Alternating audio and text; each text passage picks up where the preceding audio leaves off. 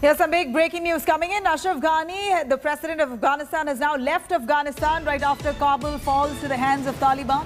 Sources tell us that Ashraf Ghani leaves Afghanistan as Taliban set to take over Kabul. Ashraf Ghani was supposed to hand over power to Ahmad Ali Jalali. Here, Ashraf Ghani has left Afghanistan. This is what we hear from sources. In fact, Ashraf Ghani, his position was under threat right from the start to this moment when Taliban has taken over Kabul. In fact, that was the last straw, almost the last nail on the coffin. And Ashraf Ghani now, who has stepped down as the president of Afghanistan, is said to have left Afghanistan.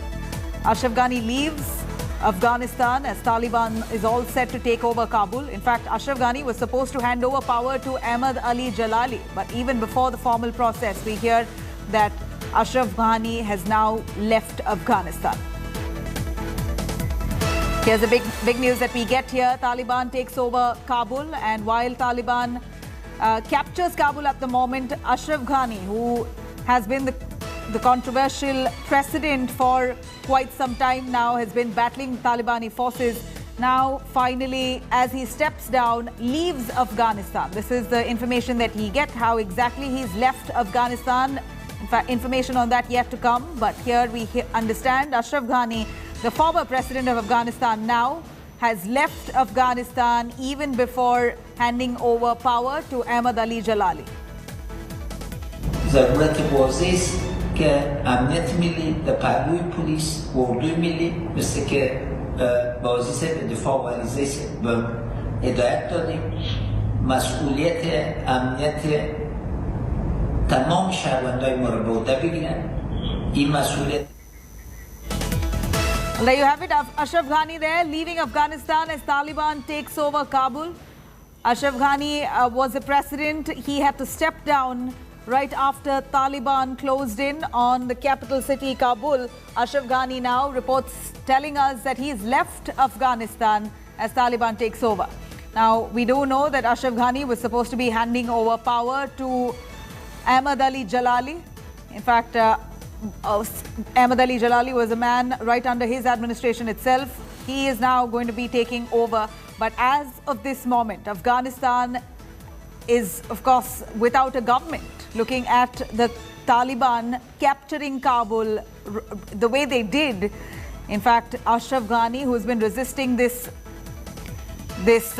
coup for a while now, has now finally succumbed. He has given up and left Afghanistan, is what we hear. Rajesh Sundaram live from Delhi for more on that. Rajesh, where is Ashraf Ghani? How has he left Afghanistan? What more do we know on his whereabouts?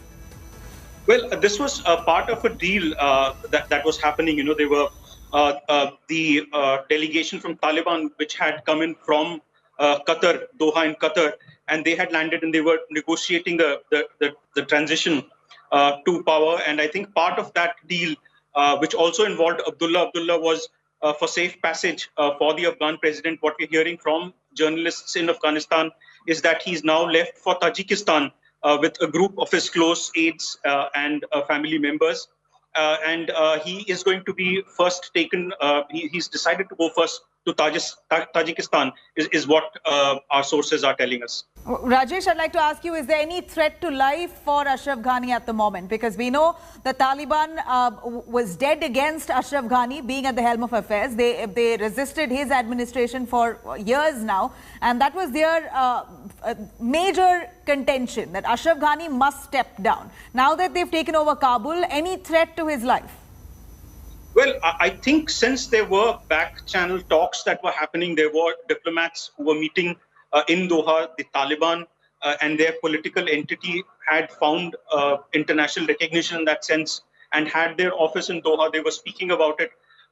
This has happened in a the transition has happened in a very smooth way is what we understand. It is a bloodless coup of sorts. And what we hear is that there was a team. As soon as the Taliban were at the doorsteps of Kabul, they decided that they were going to stay there till there would be a smooth transition. There would not be any bloodbath like the last time they came in. There wouldn't be, the political opponents being hung from light poles like it happened last time. So clearly, I think there are a lot of diplomats involved in this, and what has happened is for a negotiation team to come in there, and one of the things that was negotiated was a safe passage for the incumbent president. The last internationally recognized government of Afghanistan has fallen, and now Afghanistan, with his exit, does not have an internationally recognized government. Right, Rajesh. In fact, tracking those developments there in Afghanistan right now, we hear that Ashraf Ghani, the former president of Afghanistan now, right after he steps down, has moved out of Afghanistan. Tajikistan is where he is, as per Rajesh. Any other diplomats or administration from the Afghan government who moved out? What really happens to their fate, Rajesh? Well, we hear that the former president, Hamid Karzai, has given a statement where he says that he's going to stay back in Kabul. He's going to be with his family and his people. But we also hear that through the day, there were many politicians who cited various reasons, and they were taking flights out, some of them going to the US, some of them taking the flight to other neighboring countries. But many of the people who are part of the establishment have left Afghanistan right now.